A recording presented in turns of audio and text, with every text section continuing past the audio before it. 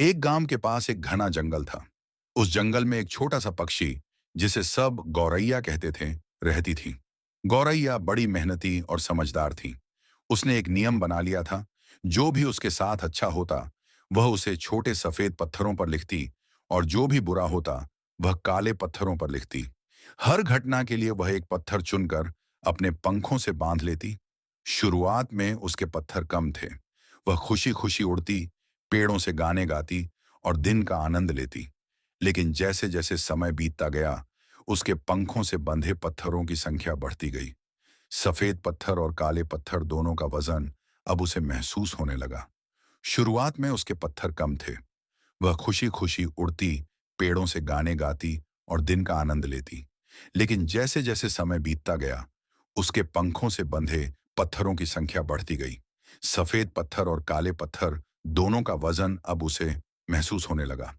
गौरैया ने महसूस किया कि अब वह इतनी हल्की नहीं रही। उड़ने में उसे परेशानी होने लगी। पहले जहां वह आसमान में ऊंचा उड़ती थी, अब वह नीचे ही उड़ने लगी।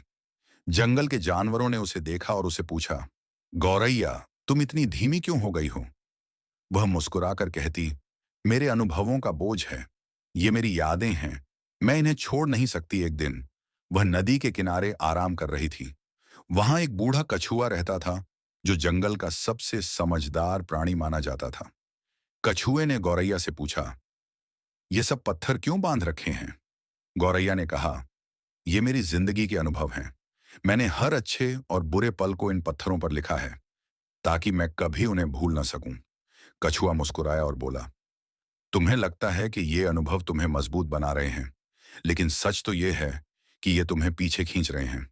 यादें दिल में होनी चाहिए, पत्थरों में नहीं। जो बीत गया उसे छोड़ना सीखो। गौरैया ने कछुए की बात पर गहराई से सोचा। उसने सोचा, क्या वाकई ये पत्थर मुझे पीछे खींच रहे हैं?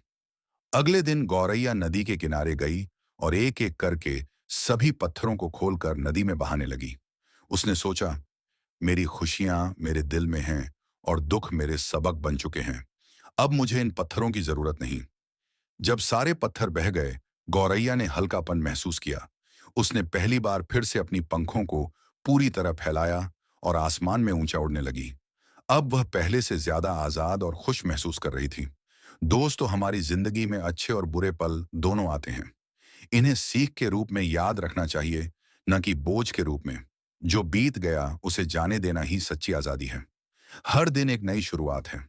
अपने दिल को हल्का रखें और जीवन का आनंद लें। अगर इस कहानी से आपने कुछ सीखा हो, तो इसे लाइक करना ना भूलें और हमारे चैनल को सब्सक्राइब करना ना भूलें। मिलते हैं आपसे एक नई कहानी में।